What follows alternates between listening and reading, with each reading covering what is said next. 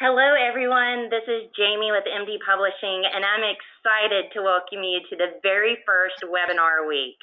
This is a week-long event with live webinars every day this week that start at 12 p.m. Eastern. We are also releasing new on-demand webinars today. They will be available all week, and you can find them in our webinar archives or on webinarweek.live.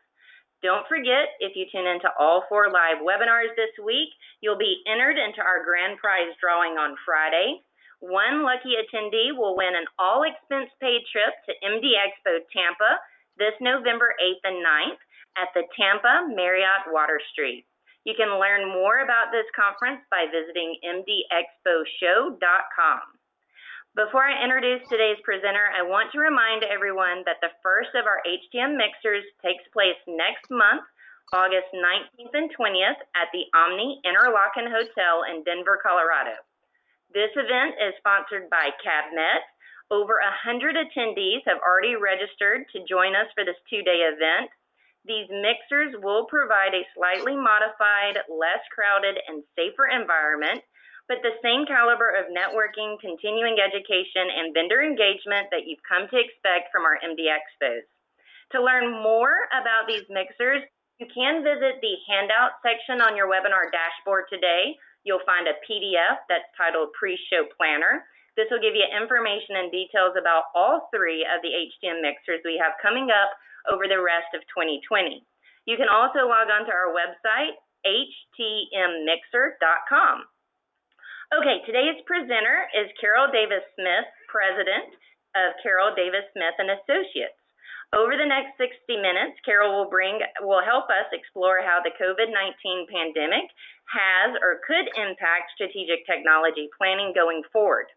We will clarify what strategic technology planning is and is not, then review the process steps and leading practices to HTM professionals can initiate or enhance the strategic technology planning process within their organizations. Carol, you may begin whenever you're ready. Thanks, Jamie, and thanks to all of you that have signed on this morning. Actually, morning, afternoon, whatever time zone you happen to be in. Appreciate you taking a little bit of time out to spend with me today and here in the Shark Tank, if you will. So with no further ado, let's get into this. All right. So the first question most people ask themselves or ask me is why do I need to worry about, why should I care about strategic tech planning? And those of you that have heard me talk about this topic in the past know that I have 3 main areas of emphasis of why we should care about it: influence, communication, and alignment. And in today's world, in our pandemic world, if you will, these are all the more important in that we really want to be able to influence where our organizations spend their few capital dollars that actually remain today. We want to effectively communicate with executives because I will bet that most, if not every single one of you that's logged in has been approached by an executive or many executives from your organization asking about what equipment do we have, where is it ready to go, can we get more, how do we do this? You know, the 101 questions coming from executives who are just trying to keep the organization pointed in the right direction and afloat. It's super important for us to be able to communicate effectively with them. And this is one of the tools that I think at least has helped me in my career, and several of my colleagues have found it extremely helpful in enhancing that communication with executives.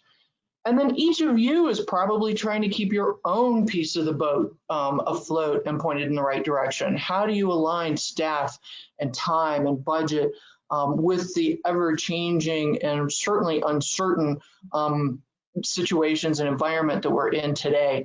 The more information you have, the more informed your decision can be, whether it's yours or the executives. So let's talk a little bit about all of that and how we get there in the tech planning world. So we'll talk, as Jamie said, we'll talk a little bit about what tech planning is, strategic tech planning is, and what it's not. We'll talk a little bit about what I would call the normal leading practices that I would share with you. And then we're going to spend a bit of our time, hopefully more of our time, talking about the impact that the current pandemic has had or could have on tech planning. And sort of the sneak peek is it's not all bad.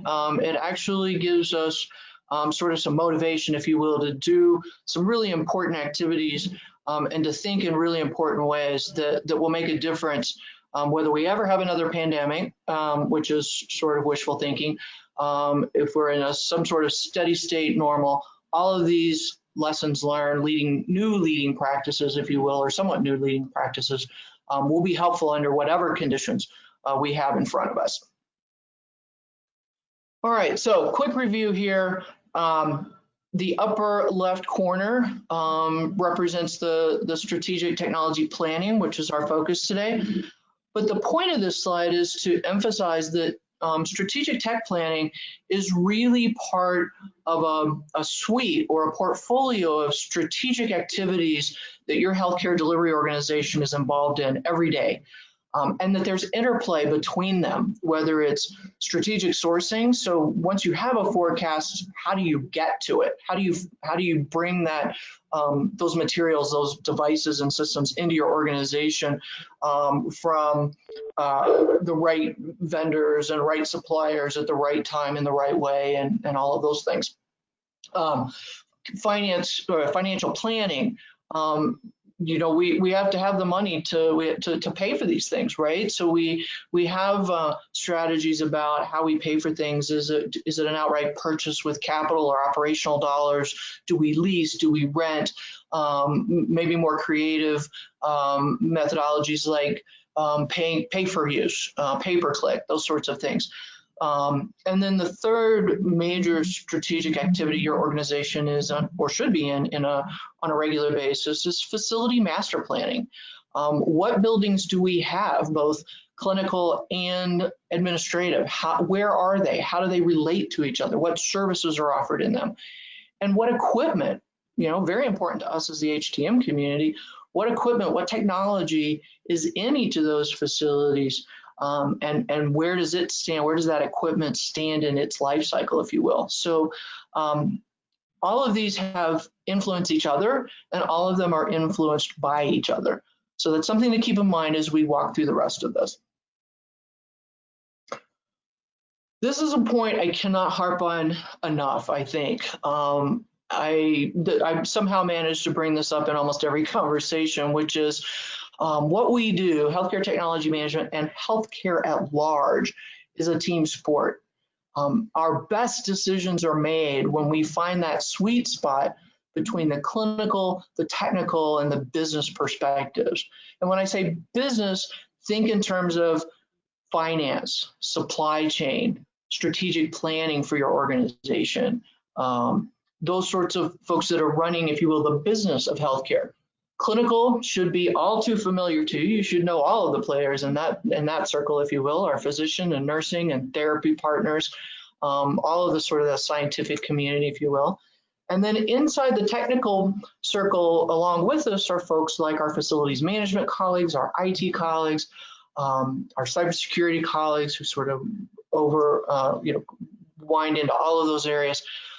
But the point here is understanding that it's that collaborative environment where our best decisions are made. And it's also where we need to truly understand who the stakeholders are, who has a stake in the game, who has a horse in the race, if you will. And of all of those stakeholders, are they influencers or are they decision makers? And we'll come back to that in a little bit. But it's really important that you have all of these perspectives at the table and real clarity around who's an influencer and who's a decision maker. Now, I know this slide, you can't see it, and that's on purpose because I do not want us to get wrapped around the details of each of these scoring parameters, if you will, or factors.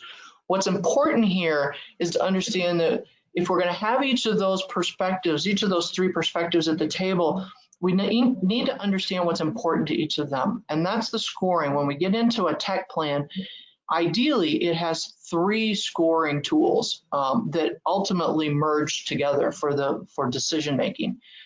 The technical tool is one that I've worked with many of you on one-on-one or in groups. We've talked a lot about just in sidebar conversations about what are the things that are important from a technical perspective, from our maintenance perspective about the equipment and systems. The business group should have similar, and I showed just a couple of them here, but there's many more that could be there. And same with clinical. And I would encourage you to talk to your clinicians, because I will bet they either have a formal or an informal scoring tool that looks a lot like this. So when you get the slides, because I know you can download them later, you can look at the details, because there is some very good detail in each of these slides. Takeaway again is a tech plan ideally has scoring of all of these. It's not just a wish list, right? Tech planning is not that wish list, that list of I'm asking for. It's a forecast of real needs based on objective and well-defined factors to score aspects of the technology, whether it's a technical aspect, a business financial sort of aspect, or a clinical aspect. So the leading practices that I normally talk about, we'll go through several here over the next couple of minutes. The first is what I was just alluding to, plans versus lists. Lists are fine, but we all know that they're not necessarily substantiated or supported with real objective observations or data. They tend to be, here's what I want, sort of my birthday list or my Christmas list or whatnot.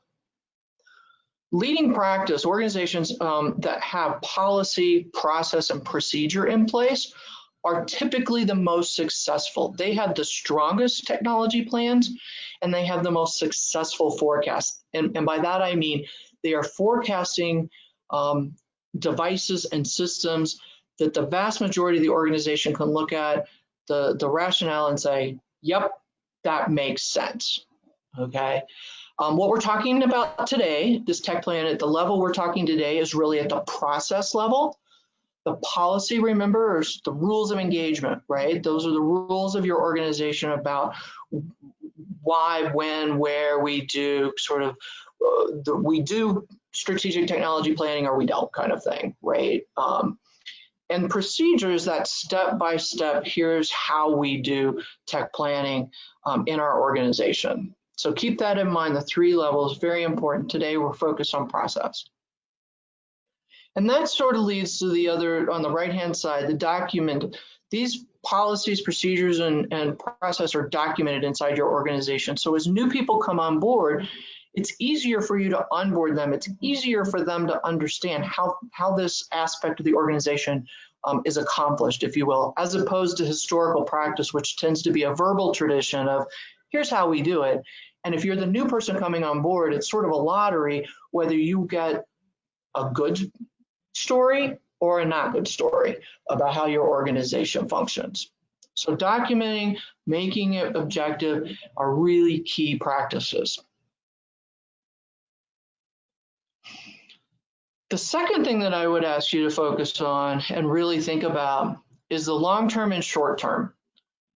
And the corollary to that is there are really 2 big perspectives. And now think back to that strategic wheel I showed you at the very beginning and the relationship between facility master planning and strategic technology planning. You have this differentiation you need to make between the annual capital process within your organization and the construction, renovation, facility building, if you will, process that's happening in parallel. All too often I see where these 2 are not well understood and you have overlap when it comes to buying medical equipment, devices, and systems, okay? The right hand and the left hand don't know what the other is doing. So having a clear understanding of these 2 processes then allows you to have a better, more refined understanding of long-term versus short-term planning, because it's different for these 2 groups. In the annual capital planning process, long-term is a 3 to 5 year view, a forecast, this strategic technology plan, sort of a rolling tool that I can look at and I can see 5 years out. Short-term is, oh my gosh, something blew up and I have to take care of it right now. It's a crisis situation. However, in the construction world, long-term is 10 to 15 years out, because you guys all know how long it takes to build a building from dirt, right? Or even to renovate an existing facility. That's measured in multiple years of planning and organizing and forecasting. Their short-term window is something that typically happens in that last year of construction. We're buttoning things up. We're doing that punch list. We're putting the last pieces in. Oh my gosh, you want to do what? That's the sort of short-term planning. These two worlds need to, they exist separately, but they need to be aware of each other. And when it comes to strategic tech planning, our 5-year plan, our rolling 5-year window, needs to inform the construction teams about what's available for them to reuse and what is going to need to be potentially incorporated into their equipment budget. You'll hear equipment planning is a term that's used by construction teams, the folks that keep that list of all the equipment that needs to be moved and reused or needs to be purchased and newly installed. These two worlds need to talk to each other, because the last thing your organization needs is to have a medical device or system on both lists, right? You really need to understand how the process works and make sure there's alignment and we know who's responsible for what. The third leading practices I want to talk about have to do with decision makers and funding. When I mentioned the 3 perspectives, I just mentioned briefly that you have influencers and decision makers. Influencers are people that say, here's what I like, here's what I want, this is why I think it would be important. They inform and influence the situation. They might be nurses on the floor. They might be respiratory therapists. They might be a group of physicians or an individual physician.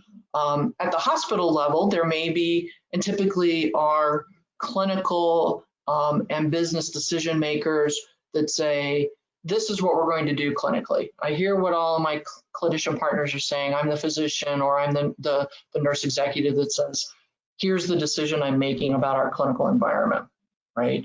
And they may or may not have decision-making authority as it relates to the dollars. Here's how we're going to spend our dollars, right? The CFO at a hospital clearly has decision-making power about how dollars are spent. When that hospital starts, turns, if you will, 180 degrees and looks up the hill to the system, so to speak, all of those decision makers may now become influencers for decisions that must be made at the system level. And a different set of clinicians and technical people and business people, finance, supply chain, whatnot, become the decision makers. And it's important to know who's who at those different levels. And if they have a singular role, they're always an influencer, or they're always a decision maker, or if their role changes as the process moves forward. Because as you go through and create your forecast, your 3 to 5 year strategic technology plan, you need to have input from all of these individuals, all of these stakeholders. But understanding, is their input influential or is it decision making? And then once you have your forecast, and boy howdy, this is a tripwire that I have set off way too many times because I did not do my homework, admittedly. Boy howdy, I do my homework a lot better in this space, and it's understanding the relationship between approval and allocation. Your forecast and the recommendations that come out of your forecast, typically not all of them are approved because we never have enough dollars for everything that's on the list, okay? We have not completely resolved that issue yet. But what is approved may or may not come with immediate allocation of funds. This is a process, actually potentially two very distinct processes that you need to become aware of and educate yourself on inside your hospital and inside your larger health system. It is entirely possible for your project to be approved. That's a great idea, Carol. We need to do that. You're approved. It could be days, weeks, months, even years before I get the, Carol, we're going to allocate money to your approved project. So making sure you ask those questions and understand that relationship between approval and allocation is actually very helpful all the way back at the beginning where you're creating your recommendations, you're creating your forecast. Back to those scoring tools, this may be something that you want to build into that financial part of the scoring tool so that recommendations are appropriately prioritized. What are the things that need immediate allocation of funds? What are things that could take allocation of funds a month or two, a quarter or two, a year or two down the line, and still be successful? And then the fourth, quote unquote, normal leading practice I want to talk to you about, pardon me, has to do with networking and cybersecurity. And many of you on this call are way smarter than I am in this particular space, but at a process level, these are things all of us can grab hold of, which is let's be proactive rather than reactive.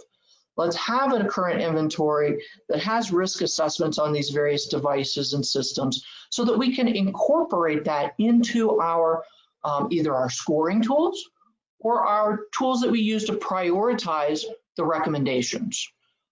Let's have that detail so that we can work with our sourcing and contracting colleagues to actually create shortlists. Are there even potential suppliers out there to meet our needs? Maybe, maybe not. What are the terms and conditions of any contract that are deal breakers? You can only play in this game, Mr. Supplier, if you can meet these minimum terms, because these are deal breakers for us. These are go, no-go decisions for us.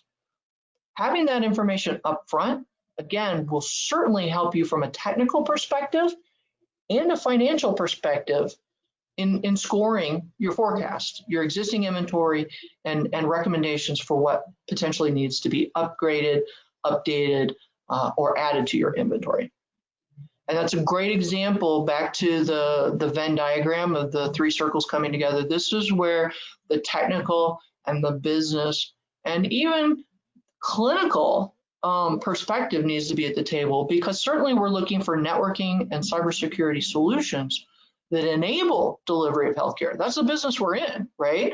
It's taking care of folks that unfortunately find their way into our facilities, or the ones that find their way into primary care facilities that are trying to stay out of our acute care facilities, if you will. So this is a great example of where having those three perspectives at the table provides you with the most informed solutions and decisions, and it also just really superpowers your ability to create a strategic technology plan that's inclusive of all those perspectives. Okay, let's shift gears here a minute, and let's talk about what are some of the leading practices, what are some of the lessons learned as a result of, or maybe have just been highlighted and enhanced during this pandemic. And at this point, I just want to say thank you to all of you all in the field, because you're the ones that have been teaching me as I've been listening to you and reading what you're publishing. What are you telling us on webinars, and trying to incorporate this into the whole program. All right.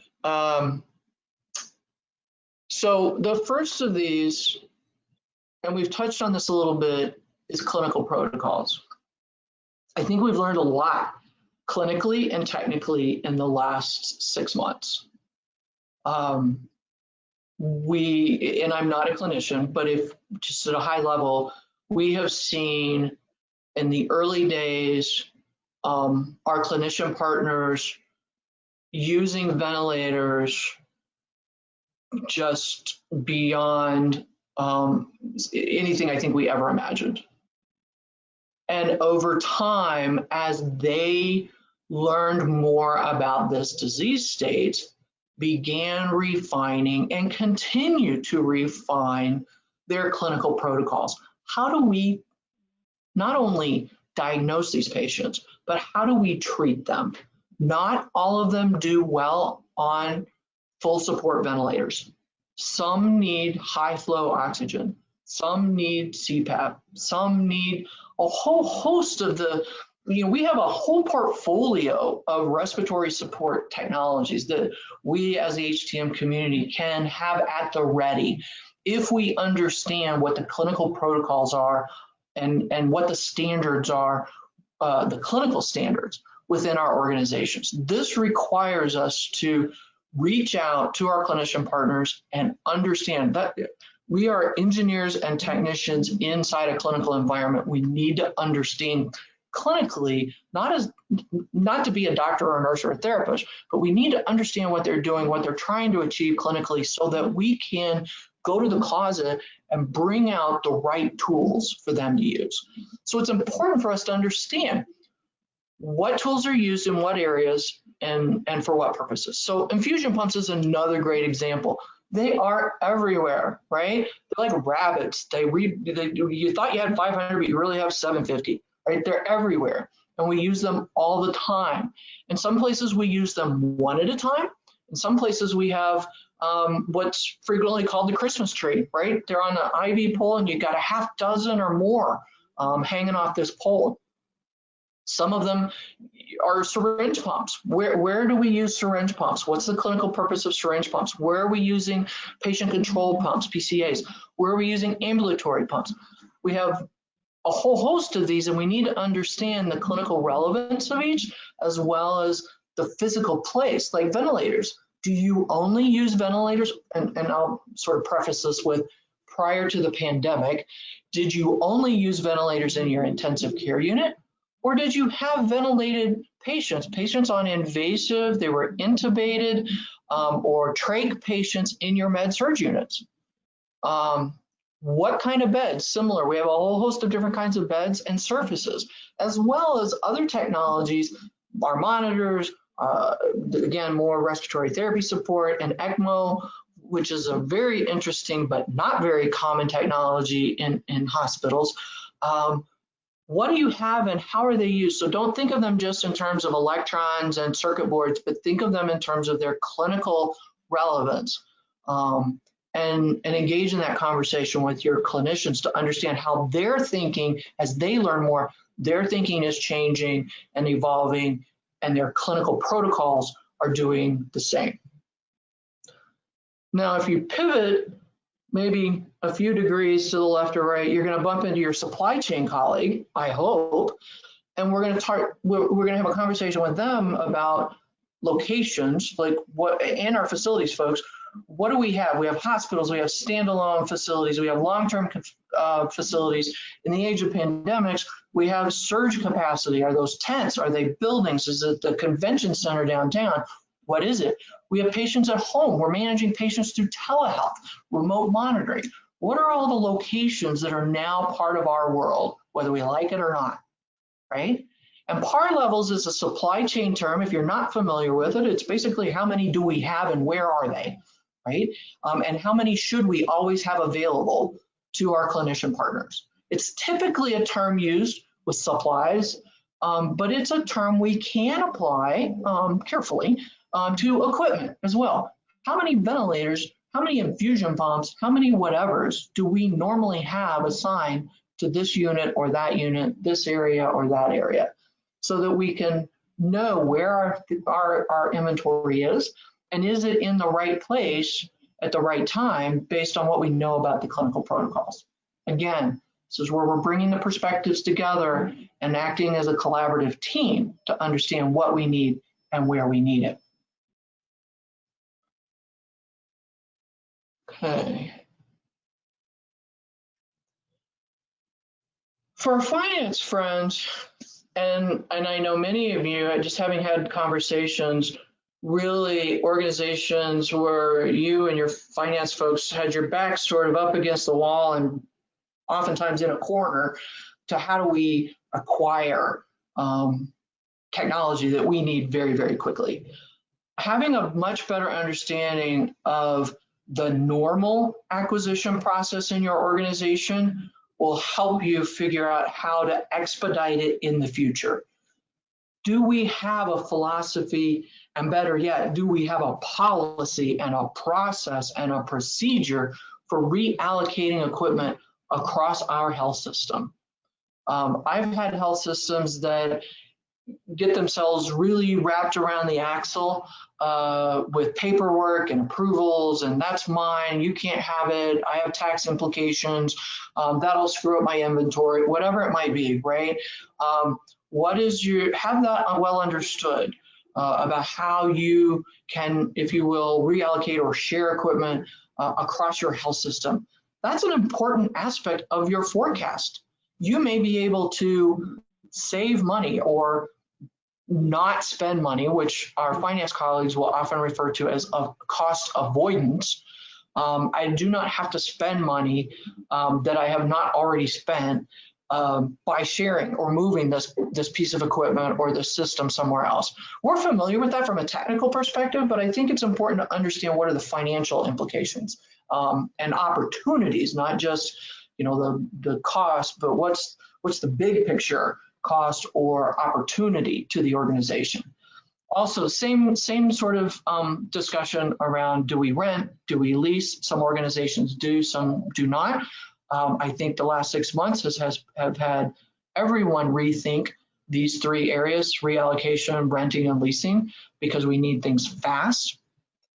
There has also been some very interesting conversations around borrowing. Now, I've also worked with and for organizations that had trusted relationships with the hospital across town. I remember as a young staff clinical engineer years ago, back when some of the neuromonitoring technology was very, very new and extraordinarily expensive. And there were a couple of monitors that there were probably a dozen of them or so, probably maybe even less, in the city. And if the one we had was in use and we needed another one, we were on the phone and we knew to call hospital ABC, and we could borrow one, and somebody would literally hop in their car, go over and get it, or somebody from there would drive it over. So borrowing is not unheard of, but it is not typically a formal process. And there has been a lot of that sort of conversation of borrowing, oftentimes in the context of stockpiles, whether those are hospital health system stockpiles, local city stockpiles, state or national stockpiles. So understanding how all of these tools relate to each other in terms of acquiring, and don't always think of spending the dollars, but like, how do we have access to, how do we acquire, just get into our possession a device or a system we need to deliver care under quote unquote normal conditions or a more urgent pandemic sort of condition at the other end of the spectrum. And then the other sort of horror stories / hero stories that I've heard have to do with some very traditional supply chain management areas of consumables, parts, and service, right? Do we have policy, process, and procedure in place to address all of these when the technology that we may be acquiring, whether we're borrowing it or reallocating it, is maybe not our current standard? Many organizations pulled things out of the mothballs. It was older technology that now was more than a little challenging to find. We had the box, and thank goodness we still had technicians on our staff or engineers on our staff that knew how to support it, so they could, rev it up, blow the dust out, get the thing up and running again. But we didn't have consumables. We didn't have the right tubing. We didn't have the right circuits. We couldn't, as we're tuning it up, we needed one part. Geez, where do I find it? How do I get it? Right? Or worse yet, I don't have a tech or an engineer on my staff. I have the device. I've somehow found the consumables, but I need somebody that can get it up and running. So having, again, policy, process, procedure, partners, trusted partners in these areas that can find these pieces help you create a stockpile. Know, or if you don't want to stockpile, and maybe that doesn't make sense, you need to just have a source that says, I can get these things for you if it becomes necessary.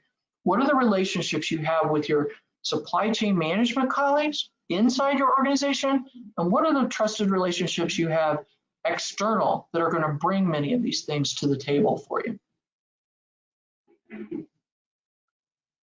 So with all that in mind, I want to close out by coming back to the scoring tools, because all of these things we've talked about are concepts and ideas and people and resources and whatnot. And how do you build that all back into your scoring tool to do strategic technology plans? So hopefully we're a little better or a lot better prepared for the next event, which, by the way, might be later this year.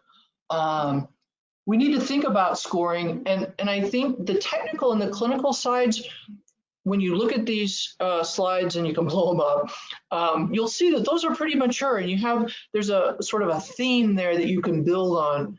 What was really in a gap, I think, for us was understanding the business side of healthcare, keeping the doors open.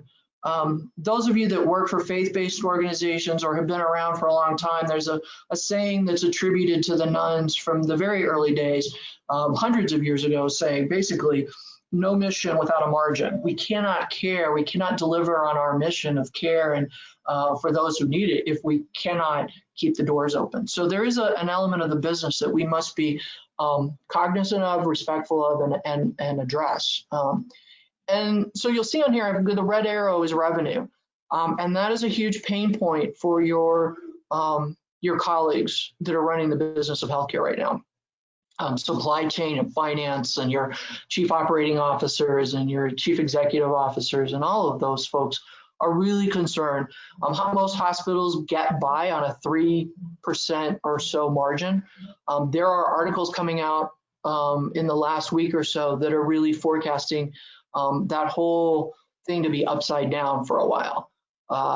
And so this is very important for us to be able to continue to take care of patients. And all of us came into the HTM world. We all could have been engineers and technicians in other industries, and we chose healthcare because we had this drive to take care of other people, right? We wanted to be in this industry, but to keep it alive and functioning, we have to help our colleagues find ways to not only deliver on the revenue, which is back to that idea of which of your technologies actually are revenue generating and which technologies add to the cost of operations, right? It's just the cost of doing business, which is all of our fleet, right? We don't charge for beds, we don't charge for infusion pumps, we charge for the drugs that go through them, but we don't charge for the device in most cases.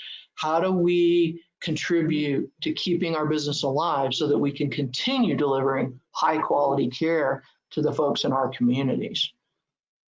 So with that, I will say I am open to any we've got time, plenty of time here for questions and discussion. I'm happy to have conversations with folks later by phone or email, whatever works for you, because I really do think that as an HTM community, this is one of the tools, one of many tools, but one of the tools that will truly accelerate your success trajectory. It will enable you to influence, it will enable you to communicate with executives, and hopefully it will enable you to align your part of the business of healthcare to be just a super team contributor.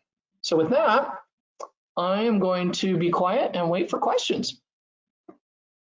Hey, Carol, thanks so much. I do see that one attendee's raised their hand, so I'm going to give them a moment in case they have a question.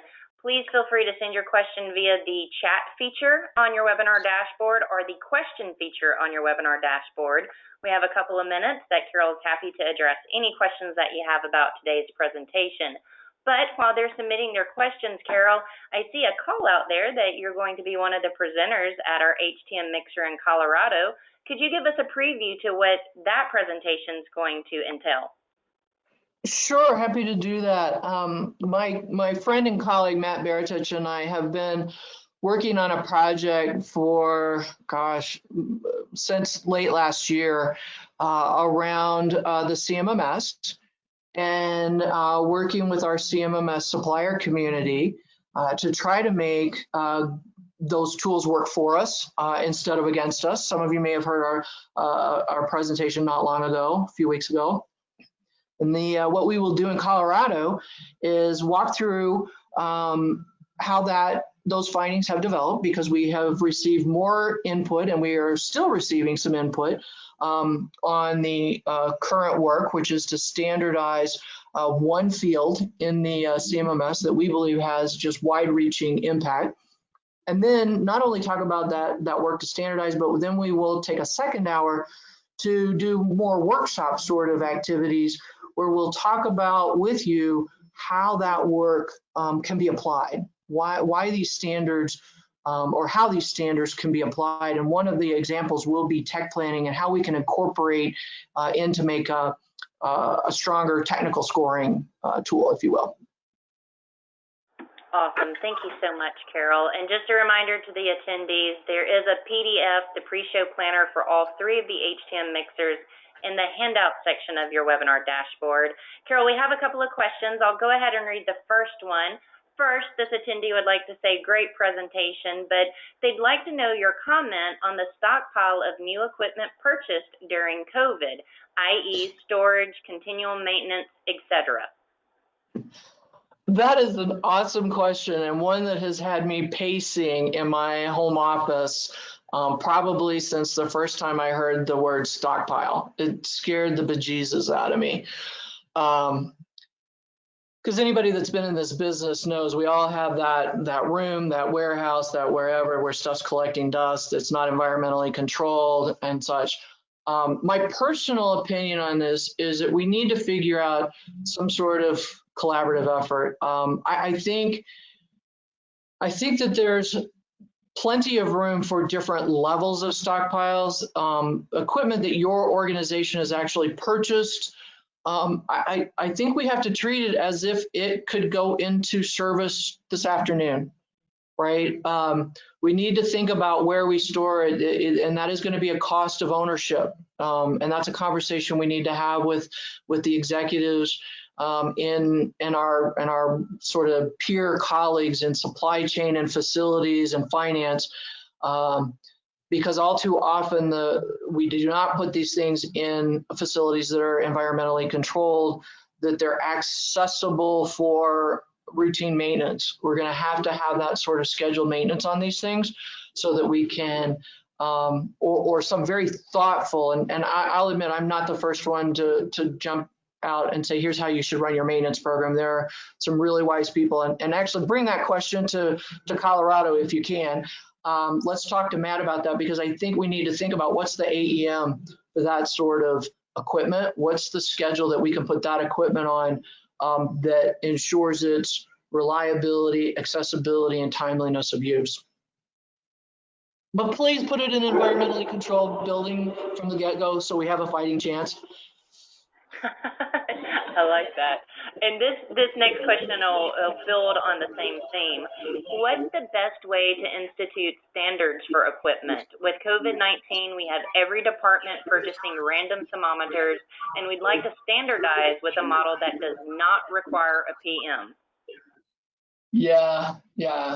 Well, and you know, I think what we experienced, what you guys in the field experienced, was sort of a turbocharged edition of what we have every day anyway. I would encourage a couple of things. One, I totally get the technical perspective of I don't want to have to do PMs on thermometers. It's just really hard for me to wrap my head around that. I get that. We have to wrap our head around the fact that that's not the first thing that clinicians think about. They probably, along with supply chain, went in this particular case to what can I get my hands on, because there were shortages of everything, right? So, oh, they have some of these, I can get it in a month instead of 6 months. I'll take that one, you know, and that was probably the level of decision making that folks had to make in some circumstances. I think it's taking a breath and going to some very fundamental practices that are in the supply chain world around value analysis. Google value analysis. Go to Amy and get the acquisition guide. Go to AHRMM, .com or .org. It's an AHA group. It's the materials management or the supply chain equivalent of our AMY or ACCE or whatnot, and read up on value analysis. These are teams that come together, multidisciplinary, when they're done really well, that have the clinical, the technical, and the business perspectives around the table, so that everybody can put in and say, this is what is important to me. These are the factors that I think we need to consider. And then you can find that sweet spot in the middle that everybody then agrees, because they hear each other's perspectives. So it's to get those standards, you're going to have to implement some very traditional supply chain methodologies of value analysis and have a very structured policy, process, procedure. You guys are going to get tired of hearing me say that, but that's really the saving grace here. And anybody that wants to know, I'm happy to follow up later and point you towards some of these resources, give you some links for you to go grab some of this stuff. Carol, thanks. You're such a great resource with the information driving the attendees to these key websites. I've got a couple of more questions that we'll get through. Of course, attendees feel welcome to send additional questions. If we don't have time, I'll send it to Carol after the presentation today. Carol, the next question, just curious why long-term planning is only 3 to 5 years out when equipment life expectancy is 8 to 10 or maybe 15 years on some types of equipment. Great point. Great point. A lot of that has to do with that balance between the construction world and the operational world, where the annual capital allocation occurs. I have seen organizations that try to do 10-year equipment forecasts, and you can do that. The problem is that those technologies that move faster. So, for instance, laboratory has a tendency in their different modalities to suddenly have bursts of energy where they're changing very rapidly. Because, and I think we're probably in the midst of, or at least on the cusp of something to that effect because of the pandemic. We went through a period of time with endoscopy where the optics were changing just really fast. So there are some technologies that do change very rapidly, and you need that near term. In the forecast that I do, those technologies that have 10, 15, 20-year lifespans are big iron, some of our big iron imaging, some of our sterilization technologies, our beds, they're in the plan. They're included in the plan, and I use a methodology that's familiar to executives to read this to help facilitate your communication with them is a red, yellow, green. I know you've seen this stoplight idea. Those things that are out there, sooner or later, they come into that 5-year focus, right? They come inside the 5-year window, and you have to pay attention to them. But they're on the plan, and they may be green, saying you don't need to worry about this yet, or maybe you only need to look at part of your fleet of beds or part of your fleet of sterilizers is turning yellow or is already red. And so you can see the longer term. I won't tell you don't do a 10-year. It's just you're going to have a lot of things that are going to be green out there, and you don't have to worry about them. Whereas your business folks, your finance folks, and your supply chain folks you can get them really to pay attention to that, especially a 5-year window. They really do look like they're looking at a 5-year window now. And my experience is probably around 20% or so of your inventory is in that red, yellow. You need to take care of it in the next 1 to 2 or 3 to 4 years, and the rest is green. But we're working on ways to put flags out there to say, this is green, but pay attention to it, right? Don't completely ignore it. So it's a bit of a nuance. It's not real black and white. You have to, it's a living document, if you will, that you have to care for and keep current. Carol, I think this next question's really interesting. The Joint Commission has given equipment PMs used in COVID rooms a grace period. What do you think will be the process to catch up with those devices? I think you need someone way smarter than me. I think that's a great question. I don't know that it's, I don't think it's relevant to strategic technology planning, if you will, except that you maybe one of the strategies, and this is just me thinking off the cuff, if you have at this point, you're out of the surge, you're back to something that looks a little more normal, and you have some excess equipment and you have the ability to rotate some of that excess equipment in place, that might be one strategy to be able to get to that equipment and do some catch up. But you know, we live in a world where things don't stop, right? And just about the time we think they slow down, they speed up again.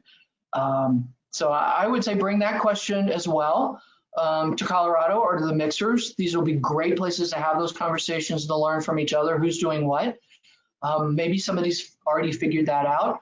And you'll have Matt there, who's an awesome AEM expert and resource that may have, will likely have much better ideas and much better handle on that sort of maintenance detail. Fair enough, Carol, and thank you so much for your time today. This was the perfect presentation to kick off webinar week. I want to remind all of the attendees that this presentation is eligible for 1 CE credit from the ACI. Within an hour's time, you will receive an email with today's post-webinar survey. You must complete the survey to receive your certificate. If you have any questions, you can always reach us at webinars@mdpublishing.com. Don't forget to join us tomorrow at 12 p.m. Eastern Time for a special panel discussion. It's titled Straight Talk on COVID-19's Effect on the HTM Industry. If you haven't done so already, please register for this webinar by visiting webinarweek.live. All right, guys, enjoy the rest of your afternoon. We're going to see you back tomorrow at noon. Carol, thank you again. Thank you, and everyone be safe, stay healthy.